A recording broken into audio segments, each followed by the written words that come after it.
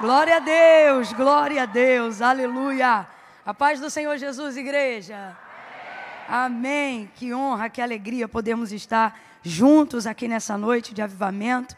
Feliz com o tamanho dessa honra, dessa oportunidade que o pastor Silas me concede. Muito obrigada, meu pastor. O Senhor é uma bênção na nossa vida e na minha principalmente. Deus abençoe todos os irmãos que estão aqui nessa noite. Quem está feliz de estar hoje aqui vai dizer assim: ainda bem que eu vim, Jesus. Coisa boa é estarmos aonde Deus está. E o Senhor está aqui. É de Deus isso aqui agora. Aleluia. Abra comigo a sua Bíblia, no livro do profeta Ezequiel, capítulo de número 37.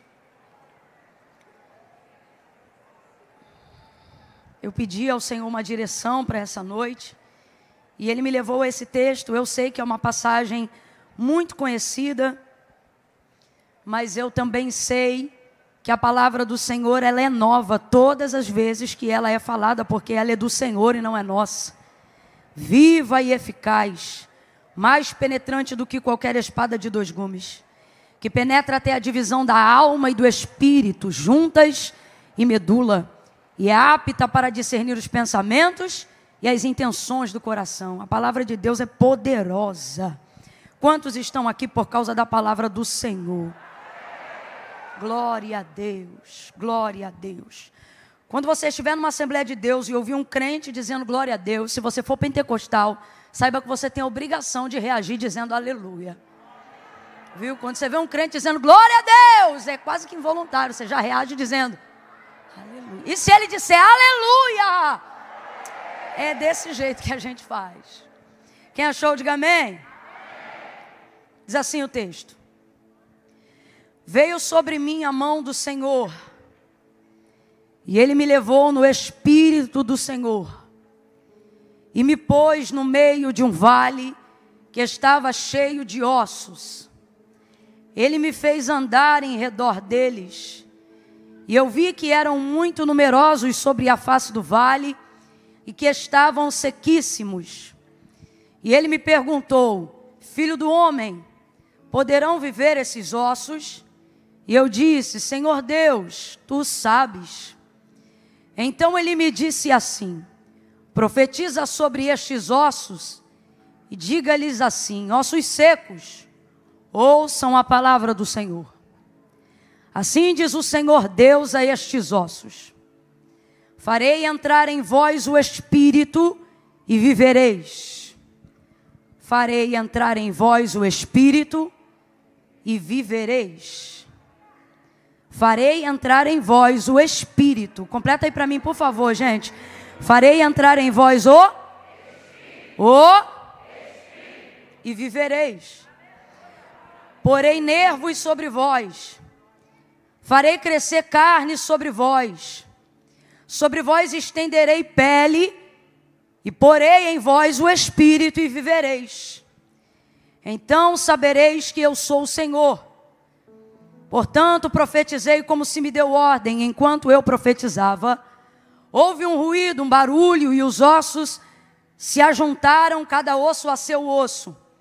Olhei e vieram nervos sobre eles, cresceu a carne. Estendeu-se a pele sobre eles, mas não havia neles espírito. Vamos lá, mas não havia neles? Não havia neles. Então Ele me disse assim: profetiza ao Espírito, profetiza, ó filho do homem, e dize ao Espírito: assim diz o Senhor Deus, vem dos 4 ventos, ó Espírito, e assopra sobre estes mortos para que vivam. Então profetizei como Ele me deu ordem, e então o Espírito entrou neles e eles viveram. Aleluia. E se puseram em pé um exército grande e numeroso, em outras versões, um exército grande e poderoso. E você diga amém por essa palavra. Graças a Deus. Eu estou com algumas informações na minha cabeça e eu vou te pedir paciência, porque o Espírito, ele é muito mais veloz do que a nossa capacidade humana não importando o tamanho da nossa capacidade humana. Tudo aquilo que o Espírito nos confia sempre vai se sobrepor à nossa habilidade, à nossa capacidade. E ele me deu algumas informações que me parece que eu não estava preparada fisicamente hoje o suficiente para isso, ou mentalmente hoje o suficiente para isso.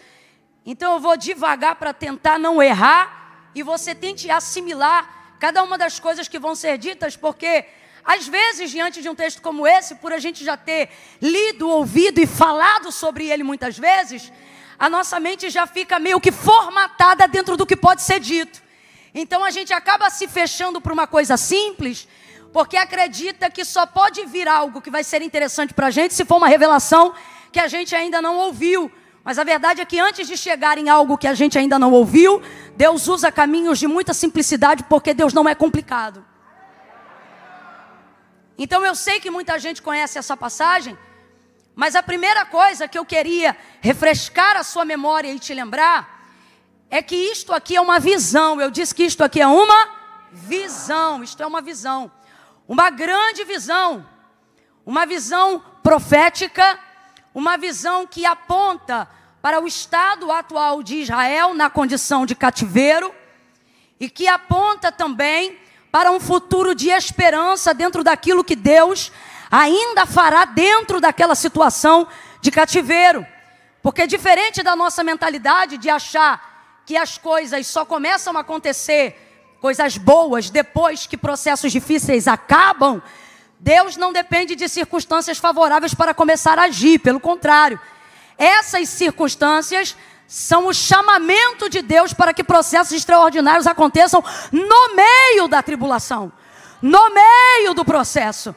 Tanto é que os maiores testemunhos que você tem para contar não são de momentos da sua vida onde você não tinha mais luta, mas foram em momentos onde a prova mais ardia que você viveu os maiores testemunhos que sua vida e seu ministério carregam. Porque essa é uma das características da ação de Deus. Ele não depende de nada melhorar ou de nada que é ruim agora passar para que coisas boas comecem a acontecer no meio do processo. Se eu fosse você, eu já estava glorificando, porque você está aqui talvez orando hoje no Aviva e dizendo: Deus, faz essa prova passar. E o Senhor está dizendo: se passar, acaba tudo, mas se eu passar contigo nela, essa prova vai ser o maior testemunho da tua história para esse ano. Então essa é uma característica do modo operandi de Deus. É assim que Ele opera. Então é uma visão, e essa visão é uma grande visão. Deus vai dar a Ezequiel essa visão, sem dúvida, em um dos piores cativeiros, em um dos piores momentos da vida da nação, do seu povo. É difícil encontrar no texto sagrado qualquer outro episódio ou pior momento da vida de Israel que se assemelhe a esse momento. Porque o que torna um momento mais difícil não é só o que você passa nele, mas é por quanto tempo você o passa. Isso é que torna as coisas mais difíceis. No campo da educação física a gente chama isso de isometria. Por exemplo, esse copo aqui, segurando ele na minha mão direita por 1 minuto, ele é pesado? Não é uma pergunta retórica não, pode responder. É pesado? Agora fique com a mão estendida segurando esse copo 1 hora. Isometria. O que vai acontecer? Ele vai pesar não só a sua mão. Ele vai começar a criar uma dormência no seu braço. Toda a sua parte de cravícula vai começar a doer. E vai começando o cata-cata. Dói aqui, até a caixa torácica vai doer. Por estar de pé vai afetar a sua coluna. E então o ciático vai começar a apertar. Tudo porque você está com um copo que não é tão pesado segurando em um braço. E aí eu te pergunto de novo, o copo é pesado? É por causa da quantidade de tempo que você está segurando ele, que aquilo vai se tornar uma tortura. Então por isso, o cativeiro babilônico foi sem dúvida o pior momento da trajetória registrada de Israel, não só pela tortura, prisão, morte, luto, entre tantas outras coisas que os cativos passaram, mas principalmente por causa da durabilidade do tempo que eles foram submetidos. E o tempo tem um poder na nossa vida que poucas coisas imprimem sobre nós tanto poder quanto o tempo. O tempo ele faz uma pessoa esperançosa se tornar amarga dependendo do tempo. Salomão ele vai dizer que a esperança que se adia, ou seja, que passa muito tempo para realizar, ela faz adoecer o coração. E quando o coração adoece, a vida adoece, as perspectivas adoecem. É aí que as doenças psicossomáticas chegam. Seu físico é abalado quando seu emocional é abalado. Quando seu espírito está abatido, não há mais força, não há mais vigor, não há mais desejo, não há mais desejo de vida, só há vontade de morte. Foi o que aconteceu com a vida de Jó. Ele não murmurou atribuindo culpabilidade a Deus, mas amaldiçoou até o dia do seu nascimento, não só por causa da perca, mas do tempo tão rápido com que perdeu, e não se sabe em quanto tempo mais ele ficou naquela dor. Então o tempo tem o poder de amargar até o coração mais puro. E é Deus que usa o tempo para isso. Quando o Senhor tira o povo do Egito e vai trafegar com este povo para entrar em Canaã, Deuteronômio capítulo 5, ele vai dizer: eu te coloquei nesse deserto para te humilhar, para saber o que se passava no teu coração. E o que foi que Deus usou para que Israel pudesse manifestar aquilo que estava no coração? Deus não usou propriamente o maná ou a água que saiu da rocha. Tudo isso revelava a Deus no processo. O que Deus usou para que os corações se manifestassem foi o tempo. O tempo. O sábio vai dizer que não é do mais veloz a corrida, nem do mais forte o dia da vitória ou da batalha, mas ele diz que todos, ou seja, o forte e o fraco, o rico e o pobre, estão submetidos ao mesmo fator que tortura, trabalha, treina, humilha ou exalta a todos, dependendo de como eles se comportam e do que ele está falando. Ele diz: tudo está subordinado e submetido ao tempo e à ocasião, ou seja, ao que acontece dentro daquele tempo. O tempo não respeita autarquia. Tempo não respeita carteira de membro. Tempo não respeita absolutamente nenhuma das coisas que a gente poderia utilizar para tentar ganhar tempo. Tempo não respeita. Então esse cativeiro, ele humilhou muita gente. Ele embaçou a vida de muita gente. A visão que Ezequiel está recebendo agora, a visão, diga comigo, a visão que Ezequiel está recebendo agora, é uma visão que fala sobre o seu estado, o estado da condição da nação aprisionada, fala sobre o que já aconteceu e fala sobre o que ainda vai acontecer. Porque uma característica das visões que Deus dá, é que Deus nunca fala só do que aconteceu. Ele até começa falando do que aconteceu, para mostrar qual é o estado original, ou para mostrar o que o tempo fez com você. Então em uma parte ele revela o que o tempo fez com você, e em outro momento ele revela o que ele fará com você. E Deus nunca usa o tempo da visão para falar só do que aconteceu. Deus vai se revelar numa visão a Ezequiel para falar do que vai acontecer. Então Deus está dizendo aos homens que recebem uma visão: tenham isso em mente. Eu vou não só atestar o estado que você está, mas eu também vou revelar o lugar que eu vou te colocar. Eu não sei se você está entendendo, mas Deus me trouxe hoje aqui para dizer a alguém: há esperança na revelação do futuro. Há esperança para quem persevera no tempo da dor. Deus então se manifesta a Ezequiel e entrega essa visão, uma visão global, uma visão nacional, uma visão que vai mexer com o mundo internacional, porque tudo que passa em Israel mexe com o mundo, com os governos, com os poderes. Nessa visão que Deus entrega a Ezequiel, toda ela é dada em espírito. Completa para mim, por favor. Ele a recebe, toda ela ali é dada em espírito.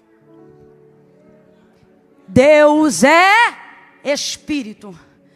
Deus vai compartilhar com ele tudo da maneira dele em Espírito. É uma visão, lhe foi entregue em Espírito. Eu quero que você entenda isso, não é um sonho. Sonhos podem ter influências espirituais, mas sonhos não são visões. O profeta Isaías vai ensinar aos profetas dizendo: quando vocês tiverem um sonho, não digam eu tive uma revelação, diga eu sonhei.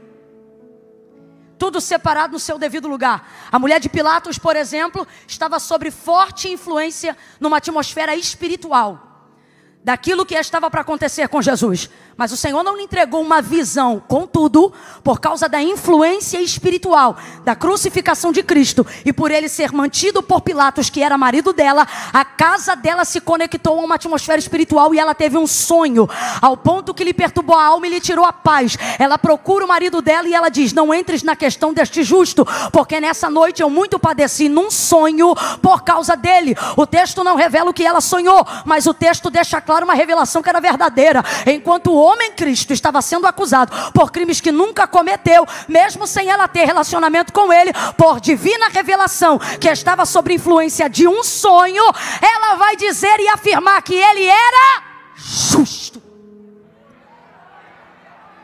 Mas eu quero que você entenda, não foi um sonho que Ezequiel teve, foi uma visão. Quando Deus quer falar com homens espirituais, Ele entrega a estes homens uma visão espiritual que vai apontar e vai estabelecer a maneira como nós devemos agir no físico, porque as visões são escassas. As visões vão se tornar completamente escassas nos dias do sacerdote Eli, quando ele tinha os seus filhos como administradores da casa de Deus, Ofni e Finéias. Quem ainda está comigo, diga amém.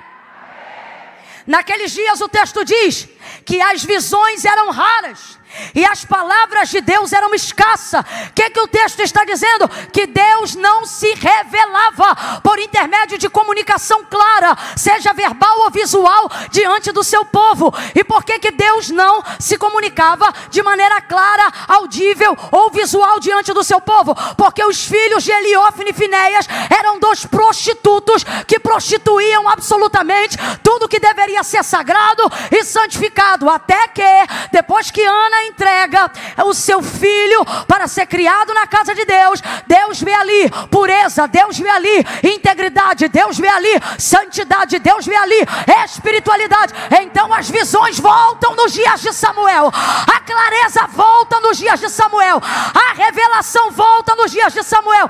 Ele é um menino, mas Deus não confere visões por idade. Deus entrega visões por níveis de espiritualidade. Ele é um menino, mas é espiritual. Ele é um menino, mas é crente.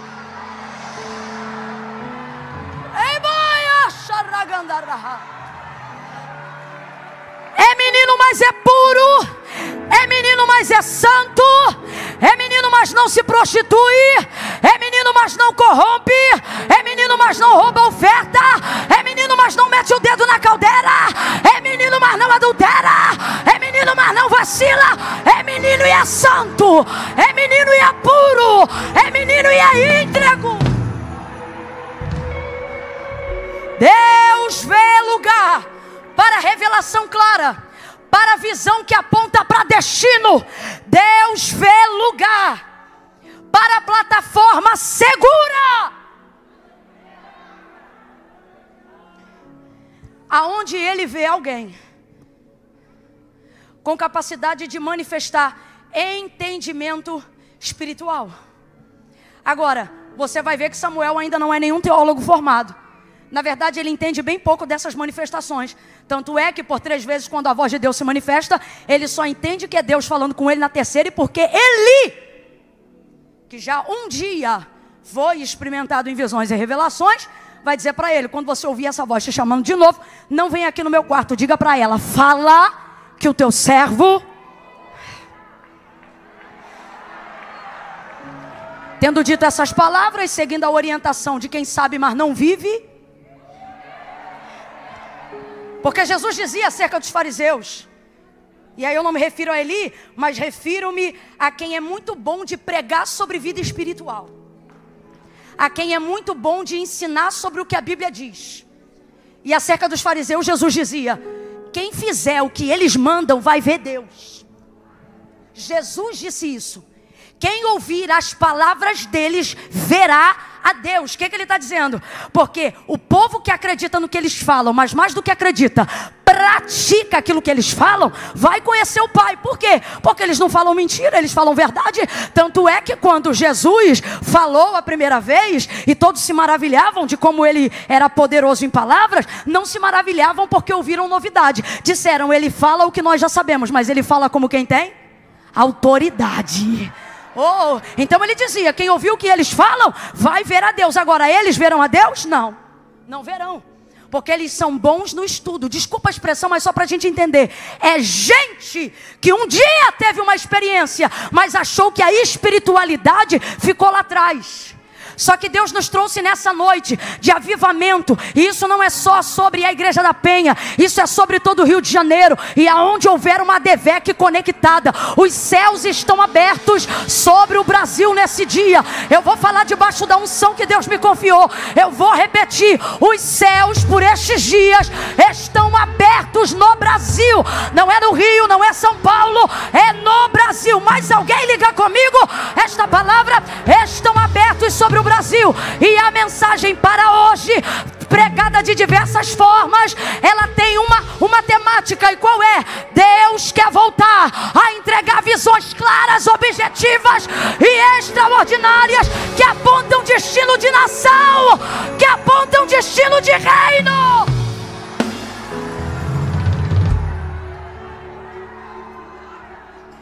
Grite comigo: uma visão. Você não gritou. Ai, Camila, que eu não sou muito de gritar. Veio no dia errado. Diga comigo: uma visão. Uma visão. Deus está dizendo: você não precisa de um exército, você precisa de uma visão. Um exército não dá uma visão, mas uma visão levanta um exército.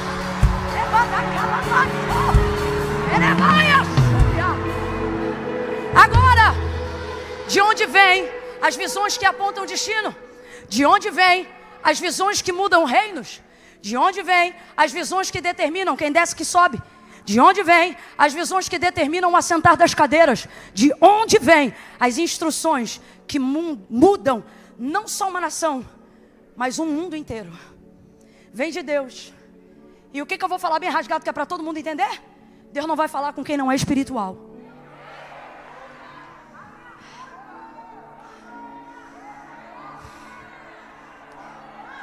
Deus nos guarde nessa noite e para sempre.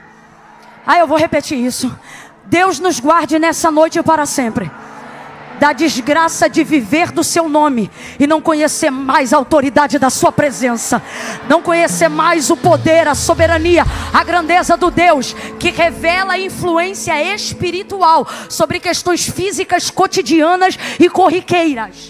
Eu vou falar como Deus está mandando. Que se volte aqui nessa noite o tempo aonde você saía de casa cantando uma música e você pensava que era da sua cabeça. Quando você chegava, principalmente na época que a gente ainda cantava hino da harpa, quando você chegava: meu irmão, a harpa tem mais de 600 hinos. Aí você pensava: escolhi um, vem cantando ele. Quando chegava o culto abria com a música que você cantou o dia inteiro. Aí alguém pensava: nada a ver, mas você sabia, né? Não, hoje eu estava ligadinho. Deus estava falando comigo. Que volte o tempo aonde o cotidiano revelava a manifestação sobrenatural do Deus Espírito, que fala em Espírito, prega em Espírito, anda em Espírito, ressuscita em Espírito. Ele cura cancerosos no Espírito e isso se revela no corpo. Ele visita os aidéticos no sangue e isso se revela na saúde. A obra é espiritual e quem for espiritual vai receber visão, poder, destino e dignificação. Deixe que riam dos espirituais. Deixe que riam de você que salta da cadeira. Deixe caçoarem da sua língua, que é mais estranha do que as estranhas. Porque enquanto ele fala a mesma língua do dia que ele foi batizado, você já foi renovado para mais de 100 vezes desde que recebeu o batismo. Deixe.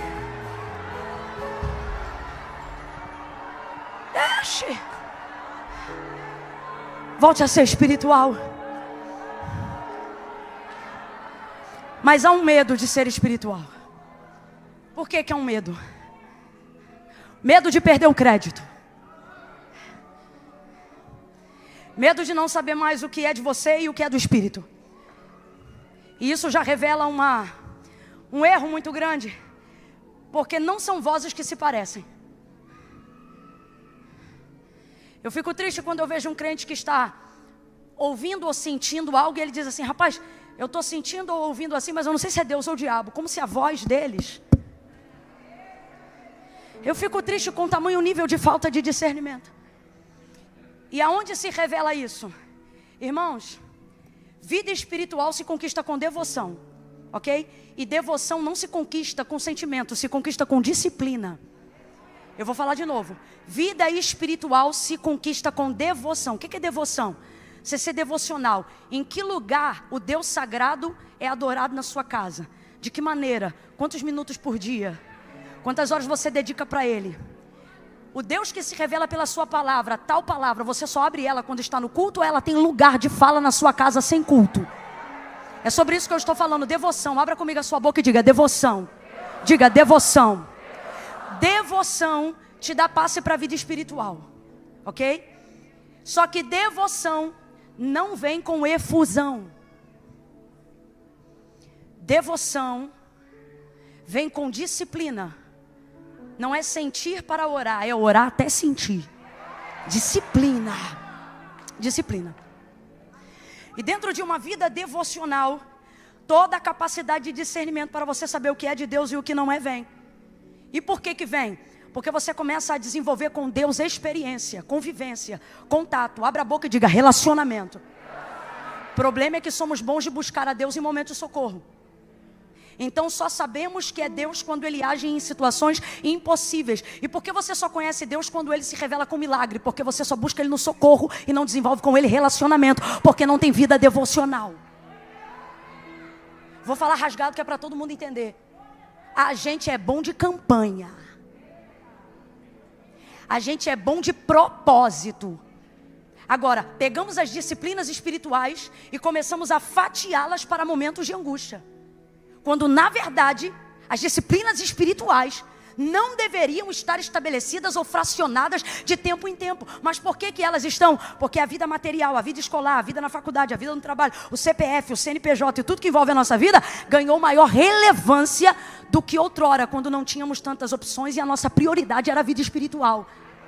Porque o crente que não tinha nada, ele não precisava escolher, porque ele só tinha Deus. Ele comia do que vinha da mão de Deus, ele passava pela porta que Deus abria. Ele não tinha dinheiro para comprar remédio, então ele tinha que orar para ser curado. Hoje não, hoje tu compra o remédio e toma. Aí se nada funcionar, tu vai para o hospital. Se o médico desenganar, aí você diz: Senhor, meu Deus e meu Pai, eu estou aqui na tua presença e o Senhor já viu que eu tentei de tudo.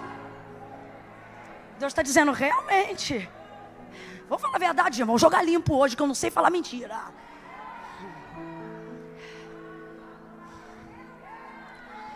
Antigamente, quando você dependia dele mandar o dinheiro para ter a compra do mês, quando você comprava que chegava, eu vivi isso com a minha mãe há muitos anos, ela não deixava a gente meter a mão na sacola do biscoito. Ela dizia: tira a mão, vamos orar. A compra tinha que ser orada antes de entrar no armário. Eu não estou dizendo que você tem que fazer isso, eu só estou falando sobre como a vida espiritual era realidade diária no nosso dia a dia. Não se saía de casa sem orar. Vou falar bem aberto, gente. Não se orava em carro. Tinha que tirar nem que fosse 1 minuto de joelho. Devoção. E é nisso que alguns que não têm Cristo como único mediador entre Deus e os homens engolem alguns de nós dentro do cristianismo que reconhece Jesus como único mediador entre Deus e os homens. Eles têm padrão nível alto de espiritualidade? Não, mas são batata na devoção. Ou irritação. Então veja, numa visão altamente espiritual, o apontamento de um novo destino que encerra um ciclo de anos de destruição e de desgraça será apresentado a um homem que vai compreender que não está diante de uma imaginação, que não está diante de um momento de êxtase, que não está diante de um pesadelo, porque o vale poderia ter sido muito mais tido como um pesadelo do que como um sonho. Esse homem compreende isso. E aí agora vamos para o segundo ponto e eu encerro no terceiro. Ele vai se relacionar dentro do mundo espiritual com consciência racional. Quando a sua vida espiritual é em dia, aquele discernimento que eu te falei que só vem por intermédio da devoção, ele está com você aonde sua carne estiver. Aonde a sua alma estiver, se você tiver vida espiritual com Deus, seu espírito dominará sobre a sua alma em qualquer região, em qualquer esfera. Para ninguém achar que eu sou maluca, ou só porque alguém ainda não viveu esse nível de experiência, vão falar rasgado. Quem aqui pela psicologia discerne que já viveu o que chamamos de paralisia do sono, mas também discerne pelo espírito que estava numa batalha espiritual, enquanto um demônio tentava afligir você e te sufocar. Segunda coisa, tais episódios que podem ser discernidos por alguns como batalha espiritual, a outros como paralisia do sono e vice-versa, cada um de uma maneira. Uma realidade precisa ser tida. Qualquer reação nessa paralisia, independente de religião, crença ou qualquer coisa que você acredite que eu digo ou não, uma das primeiras perdas de capacidade que a gente tem é a fala. Você quer chamar Jesus e não consegue? Estou mentindo ou estou falando a verdade, gente? Agora, bota a tua vida em dia no jejum para ver se tu fala ou não fala. É a capacidade que a alma tem por costume de estar subordinada ao espírito. A tricotomia do homem é dividida dessa maneira: espírito, alma e corpo. Vamos juntos? Espírito, alma e corpo. Vai você sozinho. De novo. A maneira que está distribuída no texto para explicar sobre a tricotomia do nosso ser, ela está distribuída exatamente na categoria que nós dividimos agora. Não sou eu que estou botando o espírito em primeiro lugar, é a palavra. O texto não revela alma, corpo e espírito. Corpo, alma e espírito. O texto revela espírito, alma e corpo. Então quem vem primeiro? Quem vem primeiro? Porque Deus é. Então tudo tem que estar subordinado a Deus. E se Deus é espírito, qual é a área da minha vida que precisa desenvolver prioridade? A vida espiritual. Então vamos falar a verdade? Quer avivamento e você acha que avivamento é o quê? Recompensa financeira? Prosperidade e paz? Deus está dizendo para mim e para você: organiza a tua vida espiritual que eu arrumo o teu vale. A vida, eu vou falar abertamente que é para todo mundo entender. Irmãos, tem depressão sim, que precisa ser cuidado com reposição hormonal, precisa ser cuidado com terapia. Eu amo a ciência que Deus confiou ao homem. Eu amo a capacidade organizacional da psique humana por intermédio de alguém que entendeu os gatilhos da mente. Não há aqui uma pessoa que por causa de uma vida espiritual idiotizou a ciência.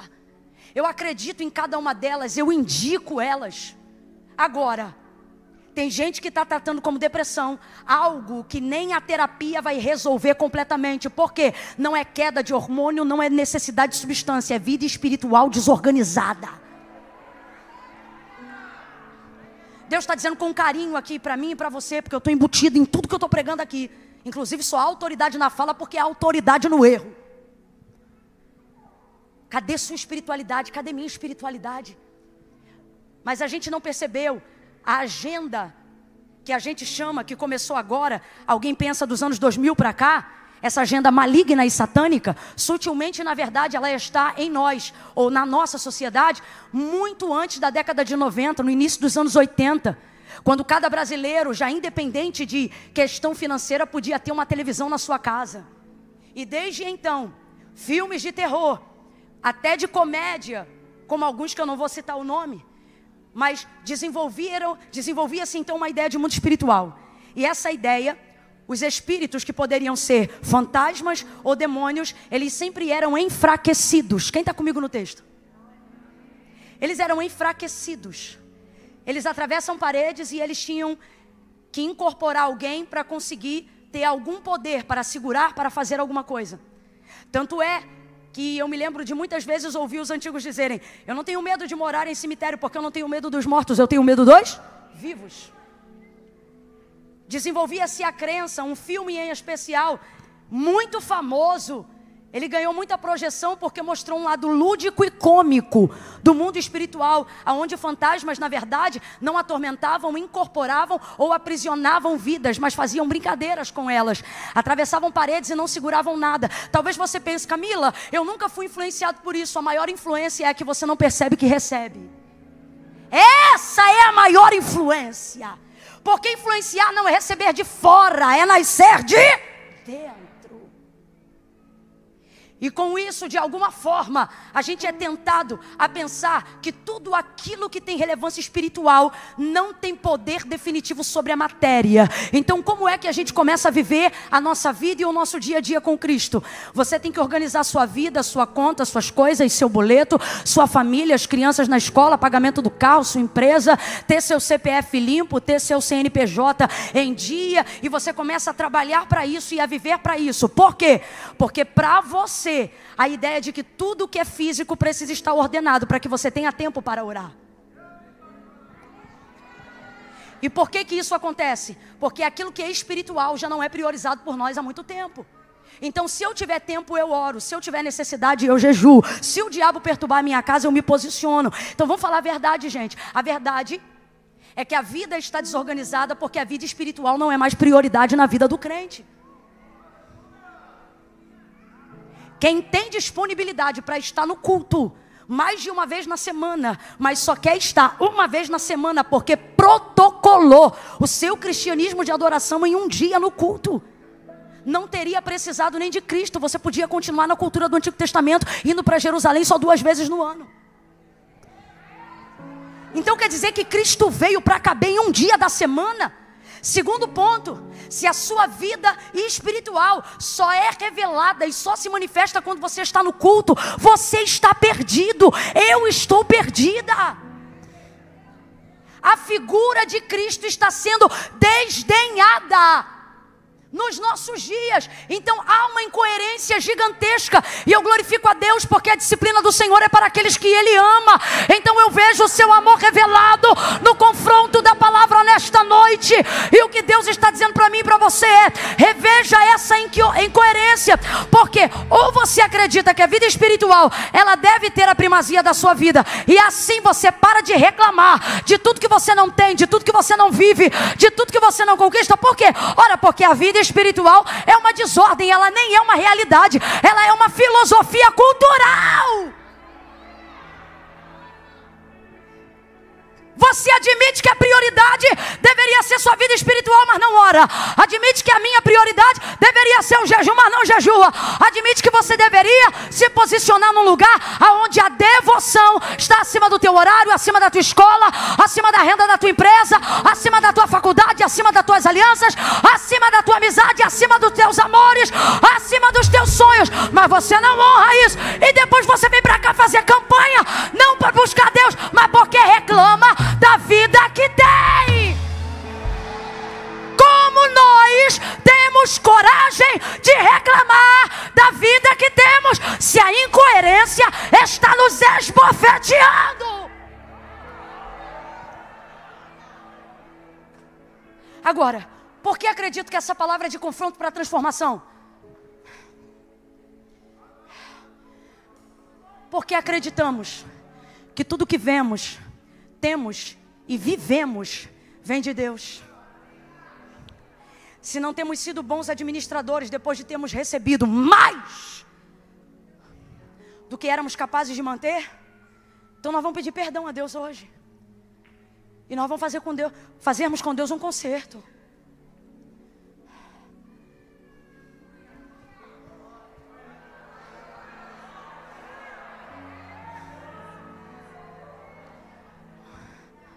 Ah, Camila, eu oro, Deus não fala comigo. Claro, você só fala com Deus quando você quer ouvi-lo. Você não tem devoção. Você não fala com Deus para adorá-lo. Depois quer que Deus te responda. Deus vai dar para ele a visão, coloca ele no meio do vale.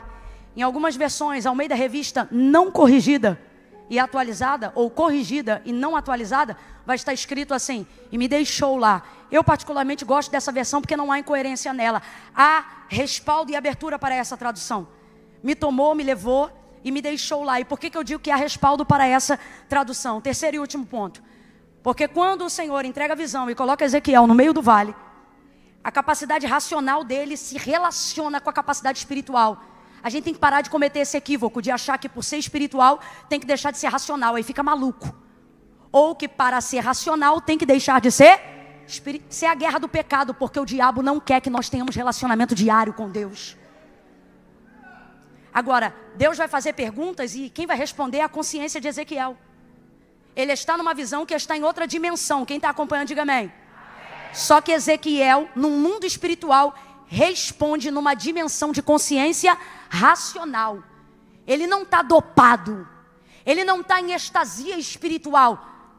A racionalidade que Paulo prega sobre o nosso culto está em Ezequiel na hora da revelação.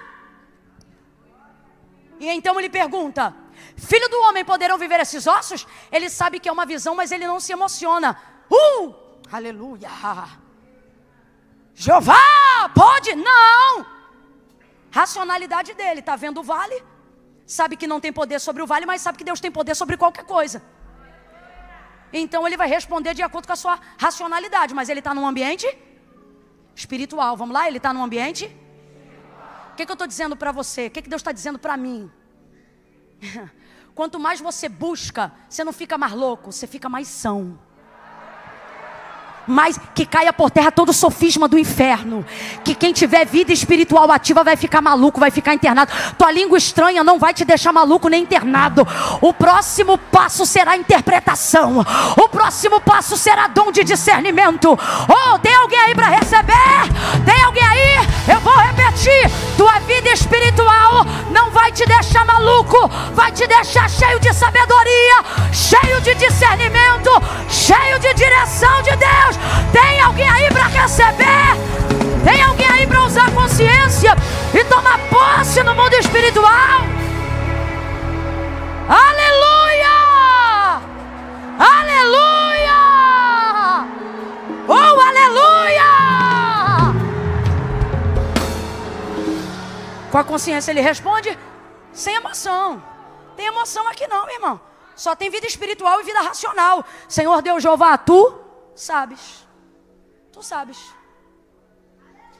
Então o Senhor diz assim para ele, usando a consciência dele. Porque Deus é espírito, eu sou espírito, alma aí. Então vamos lá, Deus é?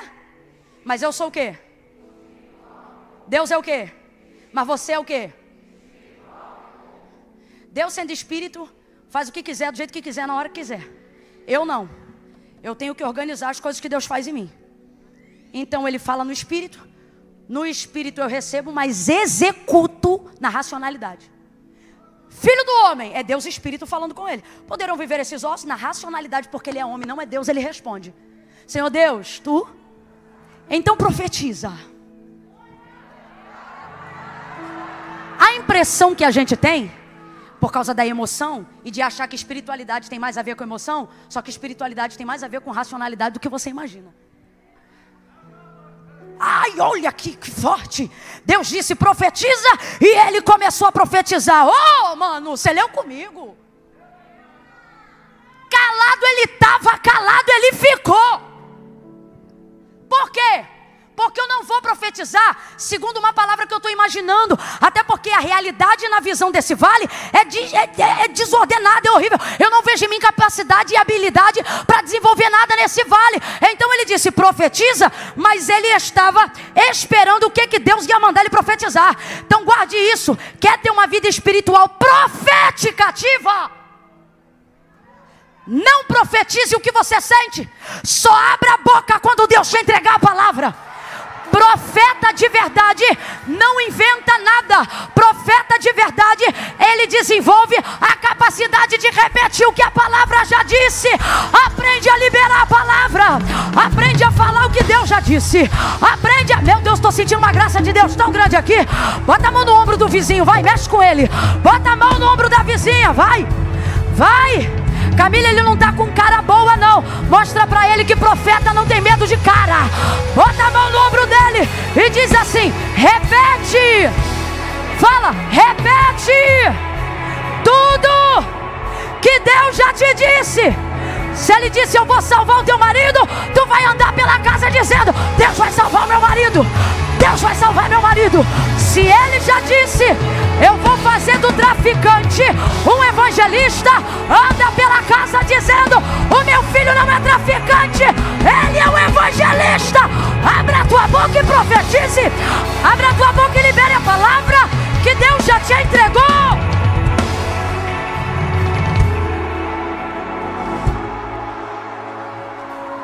Língua estranha não é profecia. Movimento espiritual não desenvolve poder de transformação. A única coisa que transforma é a palavra. Tanto é que mover não traz palavra, mas palavra traz mover. O Espírito de Deus se movia sobre a face das águas, ok. E enquanto ele se movia, Gênesis 1, o que ele criava? Nada. O Espírito de Deus se movia sobre a face das águas. E enquanto ele se movia, houve luz? Sol? Lua? Terra? Versículo 2. Então Deus disse. Grita para alguém e diz, palavra. Palavra. Se tiver palavra, vai ter exército no vale. Se tiver palavra, vai ter destino. Se tiver coragem de repetir o que Deus falou, Deus está dizendo, a coragem é do profeta, mas a palavra é minha, e eu velo para cumprir a minha palavra. Então nessa noite, Deus não está perguntando para mim se eu tenho palavra. Ele está perguntando para mim se eu tenho coragem. Ele não está perguntando para você se você tem palavra, porque a palavra não é tua, a palavra é. Ele quer saber se você tem coragem. Coragem de quê? De botar na tua boca o que o teu ouvido ouviu. Vamos falar a verdade? Ninguém aqui tem dificuldade de crer que Deus faz. O problema é repetir o que ele falou. Quem é Ezequiel? Por que ele é profeta? Porque ele fala em línguas? Não, o batismo nem desceu ainda. Ele só fala hebraico mesmo e mais nada. Talvez o idioma dos caldeus, enfim. Por que você não tem coragem de profetizar? Porque você quer ter certeza se Deus já falou. E Deus está dizendo, está na hora de você aprender a discernir minha voz. Eu não falo na tua língua, eu falo no teu ouvido. Tua língua é que tem que ser obediente e corajosa para repetir o que eu falei. Ele não profetiza e Deus começa a falar, porque Deus ensina para ele o que ele tem que profetizar, falar. Então primeiro ele ouve, depois ele... gente, isso é milenar. Para falar primeiro tem que... Então primeiro ele ouve, depois ele... Depois que ele ouve, ele tem capacidade de reproduzir com fidelidade o que Deus falou, mesmo sendo totalmente contrário à realidade. Vou falar do jeito que Deus está mandando. O problema não é que você não tem unção, o problema é que você não tem coragem. Hoje mesmo eu postei um vídeo no meu feed, e o que eu dizia é o seguinte, às vezes não falta coragem, falta clareza. Porque quando você tem certeza, você não tem medo de falar. Mas por que não está tendo certeza? Porque não tem o raio da vida espiritual ativa. Só que Deus está dizendo, tu vai ativar. E quando eu falar, tu vai ter coragem de abrir a boca e declarar tudo o que eu te mandar dizer. Deus então fala, ele ouve e com coragem declara. Quando ele declara, a primeira coisa que Deus diz para ele é o seguinte, eu vou botar o espírito e vivereis. Mas é a primeira coisa que Deus bota? Não, primeiro Deus bota carne, depois ele bota nervo, depois ele estende sobre os corpos ou os esqueletos pele. Qual é a última coisa que ele bota? Qual é a última coisa que ele bota? Mas ele diz que só vai viver depois que entrar neles Mas eles só vão viver depois que entrar neles Essa é a última coisa. Mas quando Deus manda Ezequiel profetizar, manda ele profetizar de trás para frente. Carne, nervos, pele. Aí músculos, tendões, está tudo no meio. Qual é a última? Espírito. A visão do vale fica pior à medida que ele profetiza, porque pior do que ver esqueleto é ver corpo. Você fica mais assustado com uma ossada ou com um cadáver? Esquece, eu não quero ver não. E agora é que o Espírito vai tornar eles de defuntos para soldados. Não, gente. Vai passar de morto para soldado. Vai passar de morto para valente. Talvez tenha alguém do teu lado que você diz, Camila, parece até morto. Antes do avivo acabar, vai sair daqui marchando. Eita glória! A palavra de Deus tem esse poder. Agora veja, Deus fala tudo o que Ezequiel tem que falar, mas quando Deus fala, nada acontece no vale. Vou falar uma parada que parece louco. Ih, Camila falou parada, sou carioca, você que é de outro estado, me desculpe. Na moral, foi mal. Não, cara, desculpa. Ô, bicho. Deus falou primeiro. Quem falou primeiro? Quem liberou a palavra poderosa primeiro? Só que os ossos só se mexem e só se levantam depois que quem fala? Deus ou Ezequiel? Teria Ezequiel mais poder para exercer a palavra de Deus do que o próprio Deus da palavra? Tem alguém em dúvida? Eu vou perguntar de novo e já vou mirar o microfone. Quando Deus fala, o que acontece? Nada. Mas quando Ezequiel fala, o que acontece? Tudo. Vamos lá? Quando Deus fala, o que acontece? Mas quando Ezequiel fala, o que acontece? Tudo que Deus falou. Então eu pergunto, haveria na boca de Ezequiel mais poder para ministrar a palavra do que na boca do Deus da palavra? Claro que não! Heresia! Antes tudo que eu. Não. Mas por que quando Deus fala não acontece nada? E é por isso que eu gosto da versão Almeida corrigida não atualizada. Porque ela deixa claro algo que aconteceu ali no mundo espiritual. Me tomou, me levou e me deixou. Então vamos lá, Deus está no vale na sua onipotência? Deus está em uma figura acessível ao vale a Ezequiel ali? Não, não está. Me tomou, me levou e me deixou lá. Então na visão, Deus está? Não, não está. Me tomou, me levou e me... Não ficou. Só que Ezequiel continua ouvindo. Então entenda, Deus não está no vale, mas está em alguém que está no vale. Alguém entendeu? Então vamos lá, ele não está no vale, mas ele está onde? Vai, ele não está no vale, mas ele está onde? Ele não está no vale, mas ele está onde? Ele não está no vale, mas ele está onde? Ele está com o profeta. Ele está em quem repete a palavra. Às vezes você olha para o vale e você diz, Deus, resolve isso. Você diz, Deus, arruma isso. E Deus está dizendo, eu não vou arrumar nada que eu já te dei palavra para arrumar. Eu não vou entrar onde eu já te dei autoridade para entrar. Eu não vou pisar aonde eu já te dei poder para pisar. Tem palavra? Então abre a boca e profetiza. Dá um salto dessa cadeira. Quem quer mudar a vida espiritual hoje? Dá um salto dessa cadeira. Abre a boca e comece a profetizar. Comece a profetizar. Libere as palavras que Deus já te entregou. Repita as promessas que Ele já te fez. De pé, de pé, de pé.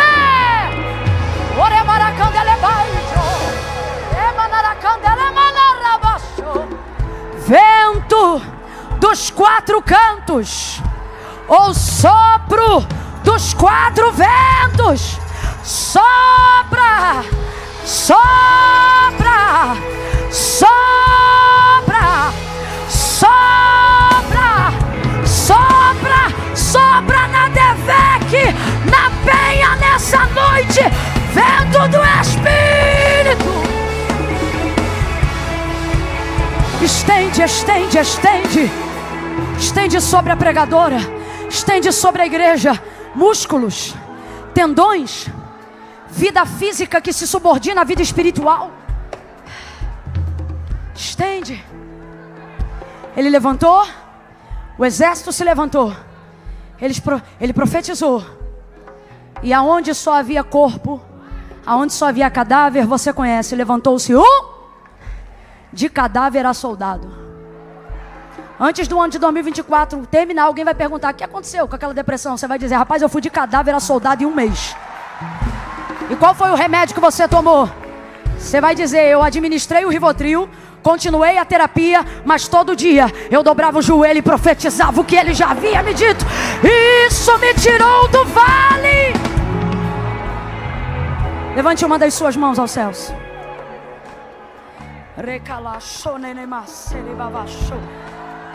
Deus, nós estamos em conferência. E a conferência revela o nosso clamor. Aviva, aviva, aviva, aviva. Começa em nós. Começa tocando no corpo. Começa, Senhor, ajudando a vida emocional. Começa organizando as prateleiras do pensamento. Começa ajudando a quem já está buscando recurso humano. Começa a organizar os nervos, os tendões. Repreende o espírito da enfermidade. Repreende as doenças psicossomáticas. Senhor, nós te apresentamos agora ansiedade, crise de ansiedade, síndrome do pânico, síndrome do pensamento acelerado, crise financeira. Deus, eu te apresento tudo aquilo que tipifica o vale, aquilo que nos desorienta, aquilo que nos assusta. Nós te apresentamos o Brasil, te apresentamos, Senhor, todo o quadro político da nossa nação, mas estamos aqui crendo que há céus abertos sobre o Brasil, enquanto nós clamamos: aviva, aviva! Os profetas clamam: aviva, aviva! Aviva a tua obra e começa em nós. Não começa no Planalto, não começa no Senado, começa nos profetas. Começa no pastor Silas, que amanhã vai estar falando. Começa nele, usa ele, enche ele do teu espírito, o espírito que cala a mentira, que cala a acusação, que desconcerta a mentira. Usa o teu filho com autoridade no espírito, com sabedoria. Mostra que ainda há profeta no Brasil. Como igreja nós oramos.